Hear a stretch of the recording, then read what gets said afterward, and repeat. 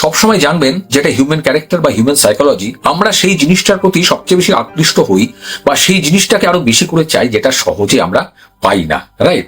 যেটা আমরা সহজে পাই না সেটাকে আমরা বেশি করে চাই। এবারে এটা কিভাবে নিজের উপরে ব্যবহার করবেন?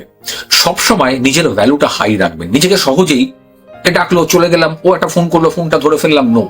নিজের ভ্যালু বাড়ানোর জন্য নিজেকে একটুখানি জনসমক্ষের বা চোখের আড়ালে রাখতে শিখতে হবে। এই তিনটে কাজ করা আপনাদেরকে অ্যাভয়েড করতে হবে। যে তিনটে কাজ আমরা করি বলেই আমরা ইজিলি সকলের সামনে নিজেকে মেলে ধরি। তাকে টেক্সট বা মেসেজ করবেন না বা কল করবেন না।